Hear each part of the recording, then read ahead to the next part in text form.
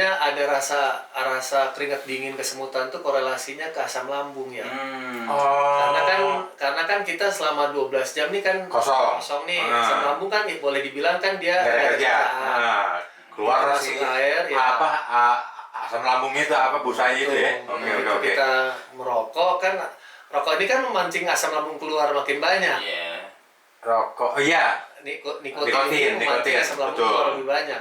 Dengan asam lambung keluar lebih banyak, respon lambung kita tadi tuh kita jadi debar-debar atau kesemutan atau keringat dingin dan sebagainya. Jadi efeknya itu serupa dengan efek orang yang ada serangan mahlak kira-kira gitu. Mah akut kira-kira gitu. Mah akut.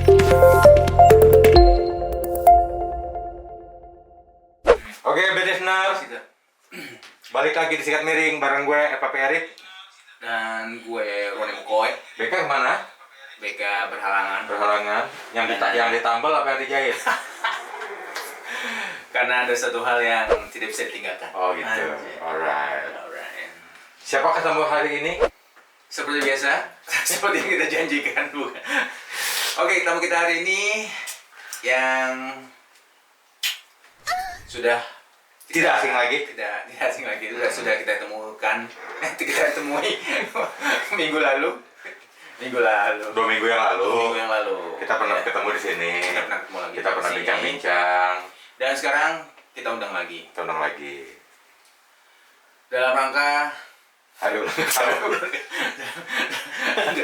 rangka bulan Ramadan. Tuh. Waktu itu udah bulan Ramadan belum? Belum dok ya? Belum. Jadi sekarang kita akan membahas nih 7 manfaat sehat berpuasa di bulan Ramadan ya. Oke. Ya enggak? Enggak. Jadi bulan Ramadan adalah bulan yang paling ditunggu oleh kaum muslim. Gitu. Muslimin ya. Di berbagai belahan dunia. Baik di barat dan timur. Maupun di utara dan selatan. Asik. Pada bulan yang suci ini umat Islam di seluruh dunia menjalankan ibadah puasa selama 1 bulan penuh. Yang berkisar antara 29 dan 30 hari ya. Yakni dengan tidak makan dan tidak minum mulai dari waktu terbitnya fajar saat subuh hingga terbenamnya matahari di kala maghrib. Untuk kita di Indonesia, ibadah puasa ini dilaksanakan lebih kurang dalam waktu 12 hingga 13 jam dalam sehari. Lama juga ya.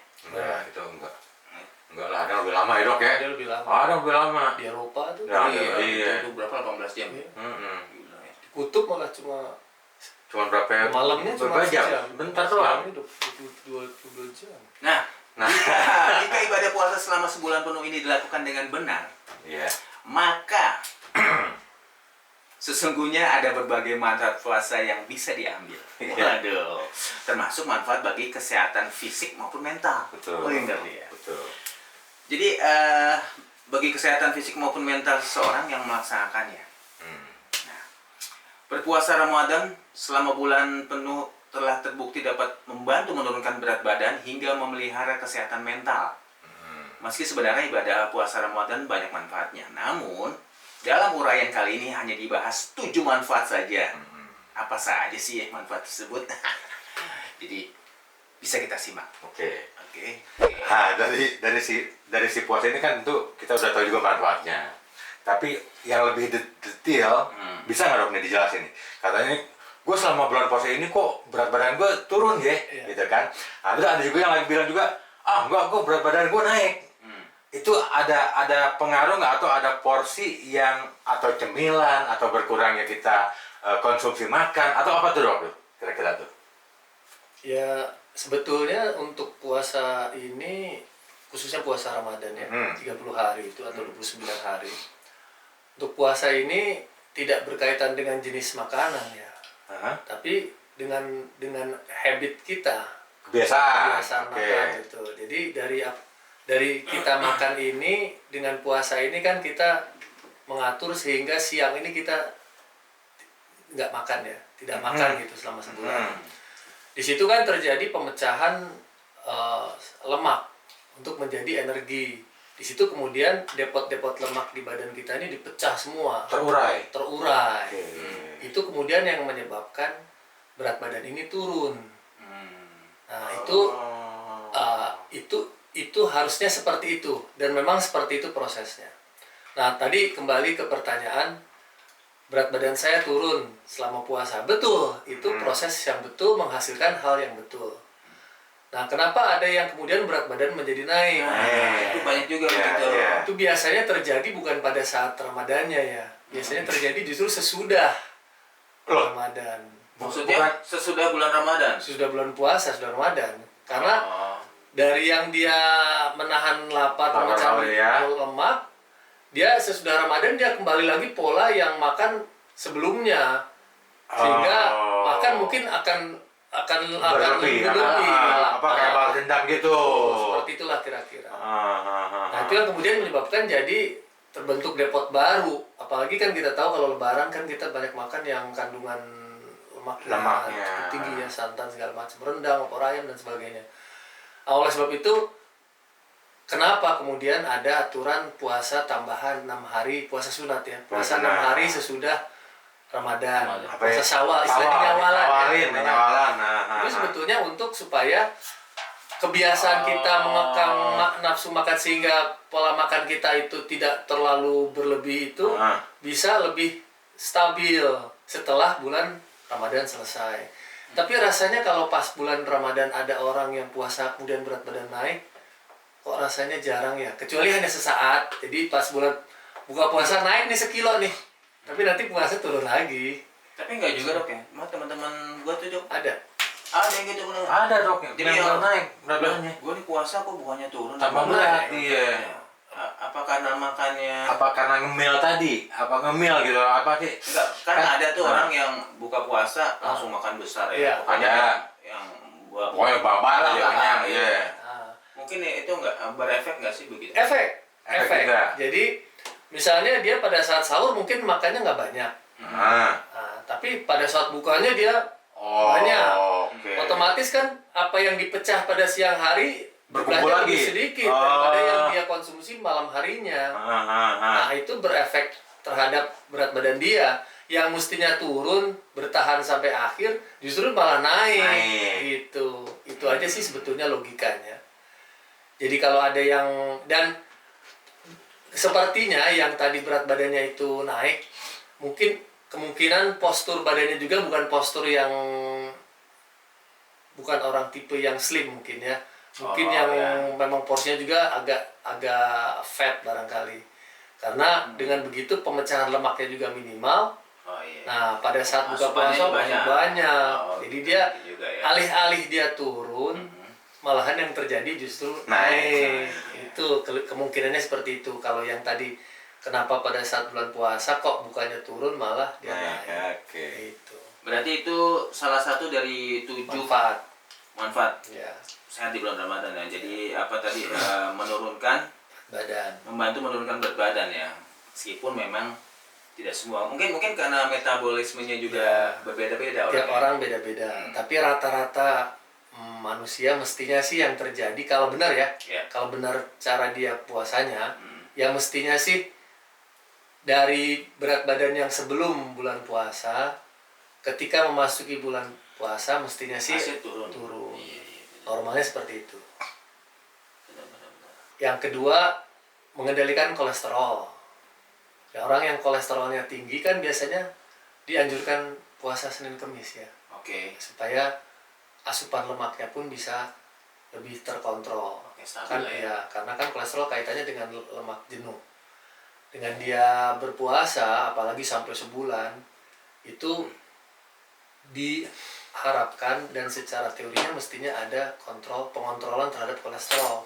Karena banyak pasien atau orang-orang yang menderita kolesterol tinggi nih, hiperkolesterolemia, ketika dia berpuasa Senin Kemis saja, itu kadar kolesterolnya bisa terkontrol tuh.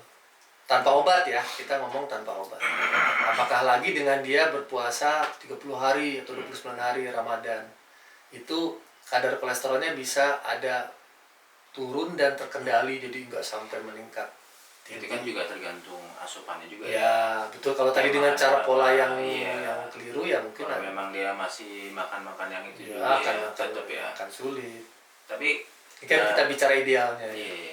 Ya berarti dengan puasa pun itu pastilah bisa lah ya terkontrol, menurunkan atau kontrol kolesterol itu ya.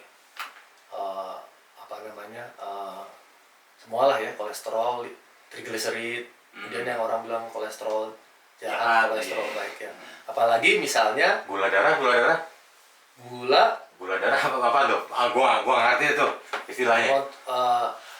Kalau untuk gula darah agak sedikit complicated ya, karena pada saat kondisi puasa kan ada penurunan gula darah. Itu mungkin harus agak lebih aware, meskipun sebetulnya penderita diabetes juga tidak dilarang untuk puasa sepanjang terkontrol gula darahnya. Jadi ini kita bicara gula darah itu akan beda konteksnya dengan kolesterol. Karena kalau gula darah ini kan begitu kita makan langsung jadi gula, langsung naik nasi gitu ya. Betul.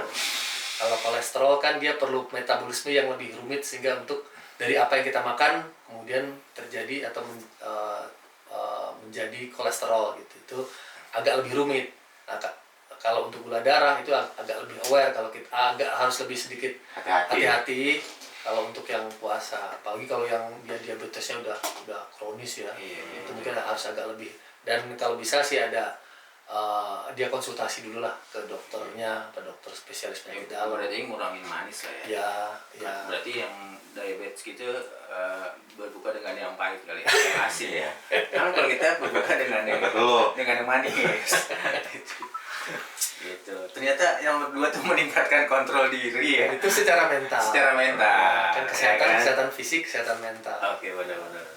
Nah, yang ketiga itu kita harus bisa mengontrol meningkatkan atau mengurangi kolesterol maksudnya. Itu. Kalau kita buat tambang sama ini belum waktunya lewat. Aduh, menggoda. Oke, detoksifikasi. Ya. Jadi apa tuh? Proses detoksifikasi. Mengurangi Jadi racun dalam tubuh nih. Itu akan dikeluarkan juga. Akan proses pengeluaran. Jadi kita puasa ini kan 12 jam itu usus kita relatif istirahat ya. Dibandingkan kalau nggak puasa kan kita berarti pagi makan, siang makan, tambah lagi malam makan lagi. Jadi tidak ada kesempatan usus untuk istirahat. Okay. Nah, dengan adanya kesempatan usus istirahat ini, sehingga kan apa yang sampah-sampah yang kita makan pada saat malam hari ini dan kemudian dari yang sahur sebelumnya kan bisa lebih fokus pada proses pembuangannya, termasuk tadi detoksifikasi itu, pembuangan racun lah. Itu sebab makanya banyak terjadi dan mestinya sih harus seperti itu. Banyak terjadi orang yang berpuasa ini, awal puasa ini lebih kurang seminggu pertama atau 10 hari pertama, dia biasanya banyak diare tuh. Oh iya, karena kebiasaan. Baru sih karena proses prosesnya itu jadi udah berjalan tuh. Betul. Itu yang makanya kalau misalnya kalau orang nggak puasa kan, kalau orang diare kita aware hati-hati. Bahkan kalau perlu kita kasih obat. Tapi kalau misalnya ada pasien atau orang datang keluhannya diare terjadinya pada awal puasa, biasanya nggak langsung dikasih obat tuh. Karena kita tetap berpikir ini ada proses detoksifikasi, jadi biarkan aja proses ini berjalan. Asal jangan lebih dari seminggu ya, maksudnya udah seminggu atau 10 hari biasanya udah normal tuh, nggak diare lagi. Jadi biasanya diare ini terjadinya tuh 7-10 hari pertama lah dari 30 hari bulan Ramadan, biasanya seperti itu. Jadi kalau ada orang diare awal puasa itu masih bisa kita masih dalam batas wajar, kategori masih kita toleransi lah. Karena tadi proses detoksifikasi kita. Nah, ini ada yang bertanya nih dok ya. Ada anak bertanya pada bapaknya bukan itu lagi. Limbon. Enggak, jadi ada yang bertanya dok. Jadi dia ini kan sahur nih. Sahur makan dong. Nah setelah sahur makan, paginya tuh kan dia BAB ya, maksudnya buang air ya. Nah dia bertanya itu apakah berpengaruh? Jadi kan itu kebuang semua ya. Jadi kan kosong lagi tuh. Jadi kayaknya dia seolah-olah tuh yang perut kosong jadi kayak angin gitu. Apakah itu maksudnya baik atau enggak ya kayak gitu? Sebetulnya itu mitos ya. Oh, mitos itu. Karena gini, karena makanan di usus kita itu kan 10 jam. Jadi apa yang kita makan pada saat sahur tuh nggak bisa langsung diproses. nggak bisa langsung kebuang. Nggak bisa. Gitu ya? Akan stay di sana. Tetap stay dulu. Di lambung saja makanan itu 6 jam, 6 sampai 8 jam. Itu bisa dikategorikan nggak atau jenis apa, atau nasi Semua. atau daging? Apa yang kita makan? Semua di dalam lambung itu. Di dalam lambung itu prosesnya itu antara 6 sampai 8 jam. Untuk semua jenis Semua bahan jenis makanan. makanan. Mau yang keras atau yang lembut? Mungkin kalau yang lembut cuma 6 jam. Oh, Tapi kalau oke. yang agak lebih keras mungkin bisa 8 jam. 8 jam. Tapi rentangnya antara 6 sampai 8 jam. 6 sampai 8 jam. Di lambung saja. Nah, untuk sampai total ke usus besar nih, sampai ke siap untuk dikeluarkan nih, sampai jadi tinja atau feses, ya lebih kurang 10 jam. Oh, berarti yang pagi keluar itu berarti yang Adalah malamnya. makanan pada saat kita buka puasa. Oh, Gitu. Jadi bukan yang pas Bukan sahur. pas ya? sahur. Soalnya ada yang bilang kalau lu makan terus langsung keluar itu bagus katanya gitu. Burung beo.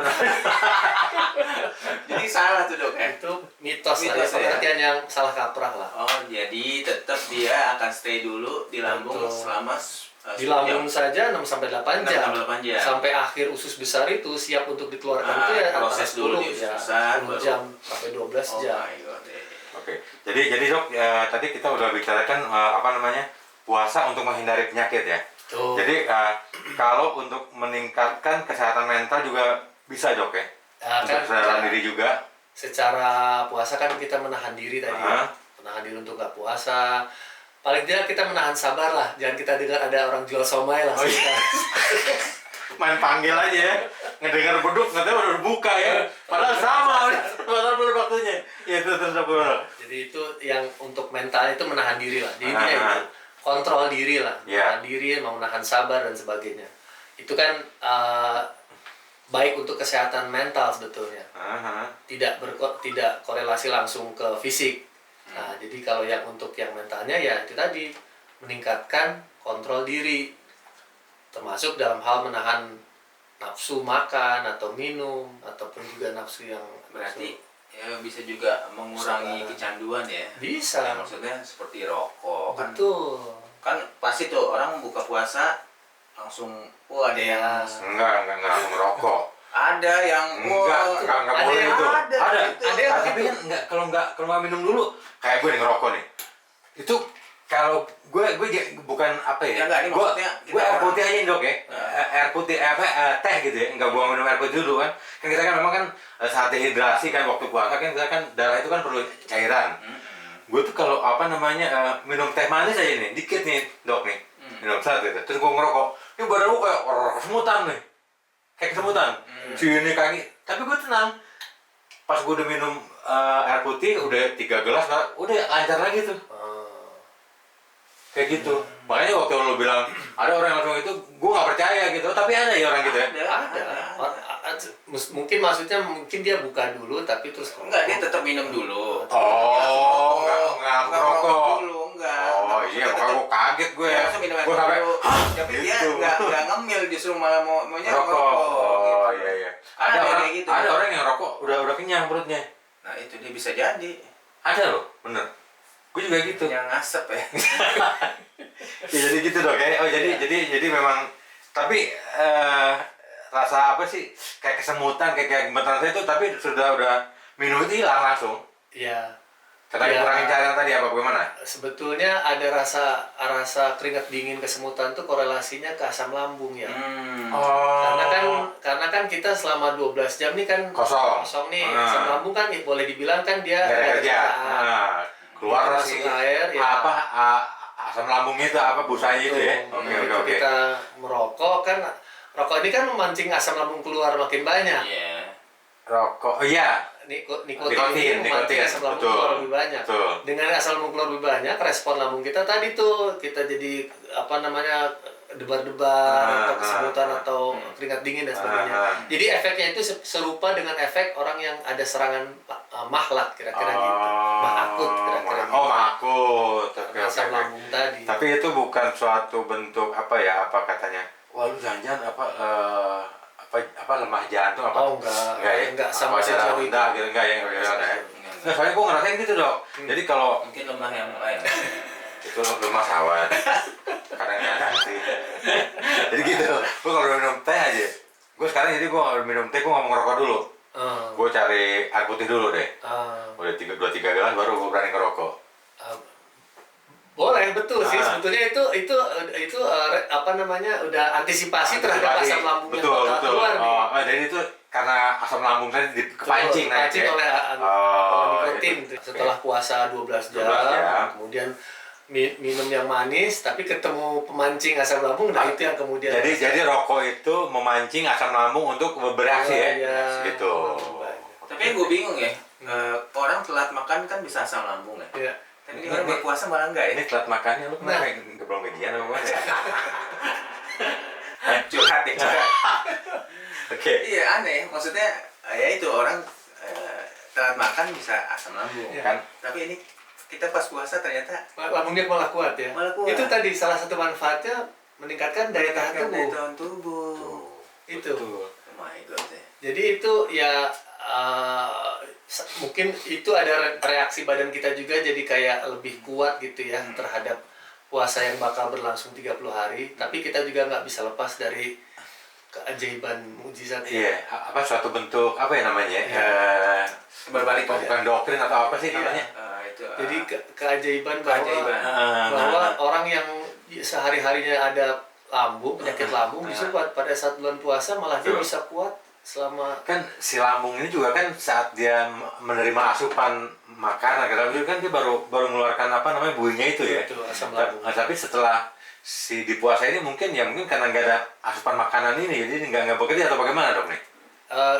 Jadi kayak asam lambung ini jadi kayak menerima perintah dari otak nih, karena otak kita kan seperti kita niat niat puasa nih. Oke. Nah, itu sebabnya kenapa orang berpuasa diharuskan diharuskan berniat puasa.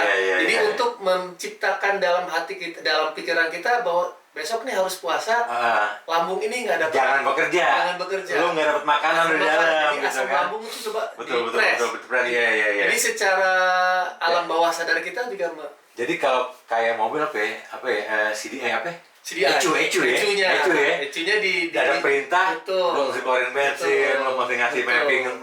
Oke. Karena dari otaknya ini nih. Prosesornya nih. Nah, yang terakhir nih kan ada 7 ya, terakhir ini yang ke-7 nih. Yang menurunkan hipertensi, darah tinggi ya. Itu ternyata itu juga ya. Ya itu korelasinya kan dengan kita tadi kesehatan mental ya. Kita kan lebih menahan diri nih, sabar dan sebagainya, menahan hawa nafsu. Orang yang sabar ini kan lebih cenderung tensinya lebih tenang ya. Lebih nerimo gitu ya. Betul. Jadi pembuluh darah ini kan melebar, vasodilatasi. Dengan pelebaran pembuluh darah kan yang tensinya tadinya tinggi bisa turun. Lancar. Bisa dibayangkan kalau ini berjalan selama 30 hari sampai bulan. Iya. Otomatis kan tensi yang tinggi bisa terkendali sehingga paling tidak dia nggak makin tinggi deh. Paling nggak stabil di angka yang tidak terlalu melonjak tinggi gitu. Makanya orang-orang dengan hipertensi biasanya pada saat bulan puasa tuh tensinya terkontrol, biasanya nggak naik turun, nggak naik, nggak marah, iya, sabar ya kan. Ya tergantung juga sih sama orangnya. Ya nggak sih, kayak yang sebelah ini gitu. Jadi bed listener ya, jadi ada 7 manfaat nih yang dibagikan sama dokter, yaitu adalah membantu menurunkan berat badan nih yang satu nih. Ini banyak yang orang mau nih. Mama terutama. Iya, terutama para kalau kita sih pengennya gemuk kan nggak six pack dong. Yang kedua itu meningkatkan kontrol diri. Jadi memang kita harus kontrol diri itu dengan segala hal ya, maksudnya ya entah itu makanan, kontrol diri ya yang sama tuh hawa nafsu itu kita jaga, jadi dikurangin lah ya, untuk bisa mengontrol diri ya. Terus mengurangi kolesterol. Nah ini sangat penting nih buat para listener yang punya kecenderungan kolesterol nih. Karena kolesterol itu sekarang tidak mengenal umur ya. Maksudnya yang kurus aja tuh bisa. Banyak kan? Ya karena kebiasaan tadi. Ya pola hidup juga kali ya. Iya, pola hidup. Junk food atau segala macam ya. Benar-benar. Jadi genetiknya mungkin ada. Genetik juga. Jadi memang semua umur udah bisa terjangkit lah kena ya. Kolesterol tinggi. Jadi mohon ini ya diperhatikan. Asik, mohon diperhatikan. Ini cobaan. Ini cobaan. Lantas membantu mengatasi kecanduan. Nah ini nih mungkin untuk yang canduan ngerokok khususnya ya, banyak tuh ya. Istimewa yang gitu. Itu mudah-mudahan sih bisa terkontrol lah, paling enggak mudah-mudahan sih bisa Sesudah ya stop ya gitu loh. Paling enggak sih mengurangi sih, ya enggak sih. Tapi jangan sampai double dosis. Maksudnya double Kan dosis? pagi enggak, siang enggak, ntar malam 3. Oh iya bener, harusnya cukup 1 lah ya. 1 bungkus, bukan 1 batang aja cukup. Lama-lama kan bisa hilang tuh, ya mudah-mudahan. Ya. Gue 2 batang gue sekarang. 2 batang? 2 batang subuh. Kita 2 batang maghrib buka dok. Udah itu doang. 2 batang subuh. 2 batang subuh, 2 batang maghrib. Maghrib Terus malamnya 2 batang juga, sama aja sebungkus juga. Nah, ini tadi apa nih? Nah, sambil kita motong nih dok nih. Sambil motong sampai mana dok? Apanya tuh? Kecanduan. Detoksifikasi. Detoksifikasi. Nah, Oke. setelah itu detoksifikasi. X bukan F. Ini juga perlu nih mendetoks tubuh nih. Yeah. Jadi puasa itu memang manfaatnya tuh salah satunya yang mendetoks tubuh kita biar bersih gitu. Iya, ya kan? pengeluaran racun yang racun. selama 11 bulan itu kan bisa Benar. keluarkan. Jadi kan sama puasa. ya makan mungkin berkurang, asupan kan pasti berkurang tuh. Ya itu mudah-mudahan yang nggak bermanfaat tuh bisa. Kalau di pertemanan tuh ada namanya toksik ya. Toksik ya. Ini bisa mengurangi juga nggak nih dok nih dalam puasa ini dok? Mengurangi sifat toksik atau mengurangi teman yang toksik? Aduh, bisa juga ya. Ada gitu ya. Oke. Terus meningkatkan daya tahan tubuh. Tadi yang lambung jadi lebih kuat. Salah satu contoh. Jadi emang efek-efeknya berpuasa itu salah satunya ini meningkatkan sangat daya tahan tubuh, ya. Oke. Gitu loh. Dan terakhir adalah menurunkan tekanan darah tinggi. Kira-kira menurunkan memakan uang nggak? Jadi kita di bulan puasa ini kan harus sabar. Biasanya orang tuh lemes gitu kan. Jadi memang untuk melakukan hal-hal yang Mustahil. bukan melakukan yang mustahil bukan. Yeah. Melakukan hal-hal yang mengundang adrenalin. Iya. Contohnya apa tuh? Apa tuh? Ini mengundang adrenalin, kolesterol naik. Iya. Nah itu. Adrenalin kolesterol relasinya dengan kolesterol. Karena kolesterol ini kan tekanan darah juga kan pasti naik dong. Kalau iya, karena memacu Memacu. buat pembuluh darah mengkerut, tensi naik. Mengkerut. Kalau kan di bulan puasa nih dok nih, dari fajar sampai ke maghrib itu kita ini udah pasti nih apa di siang ini dehidrasi nih kan. Nah itu untuk mengatasi kekurangan si cairan tubuh tadi ini baiknya antara maghrib sampai ke si saat kita buka sahur nih kita ngapain nih dok nih untuk cairannya tubuh biar nggak berkurang gitu pak, asupan di jam-jam maghribnya itu ke ini berapa banyak gitu? Ya sebanyaknya ya. Maksudnya kan itu kalau cairan ini kan cenderung lebih cepat dibuang. Kita minum banyak juga, misalnya kita minum air putih banyak, itu kan nanti juga akan cepat dibuang lewat saluran kencing. Ya. Keringat juga bisa. Keringat juga bisa. Oh. Jadi kalau harus minum apa ya sebanyaknya aja dari maghrib sampai subuh tadi ya, sampai kita sahur gitu. Tapi kalau pada saat siang hari kita mengurangi atau mencegah terjadinya dehidrasi, sebetulnya sih itu dari pola aktivitas kita aja. Karena bagaimanapun kan tubuh kita punya mekanisme balance ya. Bagaimana caranya supaya nggak dehidrasi banyak, misalnya kalau pada kondisi nggak puasa kita banyak keringat dalam kondisi normal ya, kita nggak bekerja atau kita nggak aktivitas. Pada saat puasa mungkin pengeluaran keringat bisa ibaratnya komputer tuh safe mode gitu. Safe mode. Jadi dibikin bobok sebentar.